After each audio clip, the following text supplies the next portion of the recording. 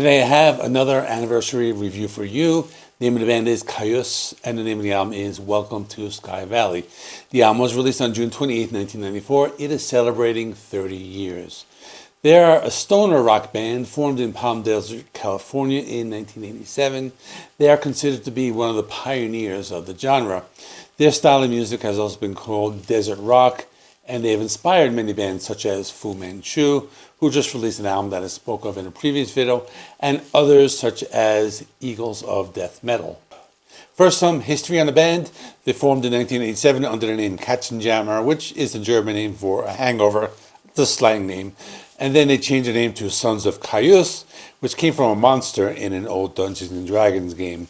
The original lineup consisted of John Garcia on vocals, Josh Homme on guitars, who we all know went on to form Queens of the Stone Age, as well as bass player Nick Olveri and drummer Brant Bjork. They began by playing at small parties in Palm Desert, California, which were mostly outdoors, and they used gas power generators to power their equipment. They later released their debut album called Wretch in September 1991. This debut did not sell that well, but in 1992 the band got a new producer named Chris Goss, and they began to record the next album called Blues for the Red Sun, and that was released in June of 1992. This album is often regarded as the first stoner rock album. The band got more widespread recognition, even opened for Metallica for a few shows. Now it was time to record their third album, Welcome to Sky Valley. This was recorded in early 1993 and scheduled for release in January of the next year, but it was delayed due to some unfortunate events.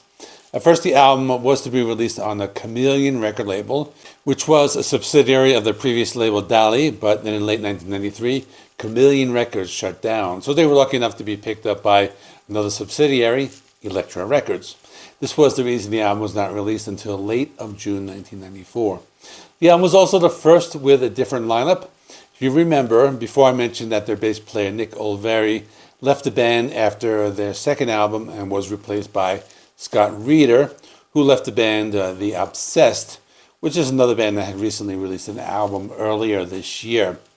After recording, the band was not able to keep a stable lineup after this album either, and they had to say goodbye to another one of their founding members, Brant Bjork, who left the band due to internal conflicts, mainly with Josh Homme, who did not want to play the songs that he was contributing to the band.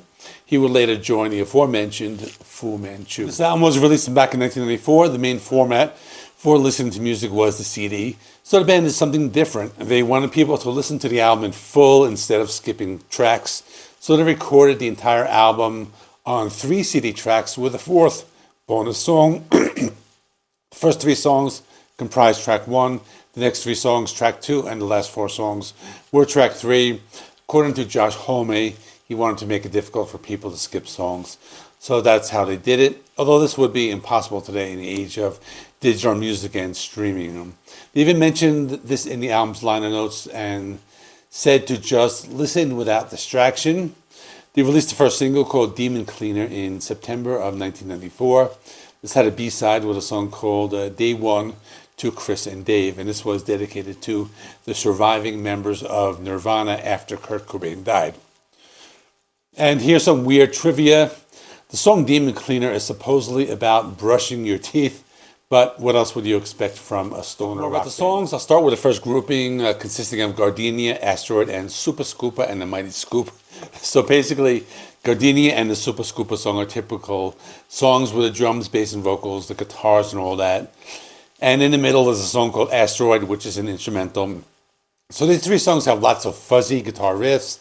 A lot of guitar sounds were similar to bands like Black Sabbath. I heard some influence from Blue Cheer. I even heard a little bit of Motorhead in the first song. Then there's the bass guitar, which plays an important part throughout the entire album. You can hear it in all the songs. A lot of songs begin with just the bass guitar, such as the instrumental called Asteroid, and even the Super Scooper song has lots of bass guitar riffs. As for the vocals, the vocalist has these raspy vocals that would sound at home with any of these late 60s, early 70s proto-metal bands. Also, one thing a lot of these songs have in common is that they have these jam sessions in the middle, so a lot of songs have maybe 2 to 5 minutes of just playing with no vocals, and they're just going into this psychedelic jam section. And even the second song, Asteroid, is more just one big jam session. There's even one part where it gets really trippy in that song. It almost goes silent at one part. And then the third song, the Super Scooper song, had this extended jam session as well. Moving on to the second grouping, which includes 100 Degrees, Space Cadet, and Demon Cleaner, which was a single. 100 Degrees was pretty cool. It was a short song. It was only like 2.5 minutes or so. It was very trippy, psychedelic. They even played some funky guitar riffs. Then the song Space Cadet was a 7-minute long song. This was very slow and trippy, almost like this very long jam session that just went on for 7 minutes straight. And then came the single called Demon Cleaner, which was more of a catchy song. I think they wrote that with it being a single in mind because it had more of that radio-friendly sound, but still the same sound as the rest of the album. Now for the third grouping of songs, which consists of 4 songs, they are Odyssey, Conan Troutman, N.O., which, by the way, is a song that was previously played in a different band called Across the River that their bass player, Scott Reeder, was in. The last song in this grouping is called White Water. The song Odyssey had some slow and heavy riffs, lots of psychedelic sounds. It was very trippy. The song Conan Troutman was a shorter song, which only was 2 minutes and something long. This was faster, heavier, had a faster drum beat.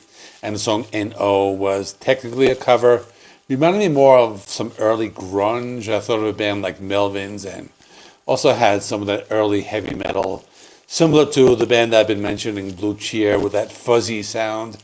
And then track 11, one of those hidden filler tracks, which was kind of dumb.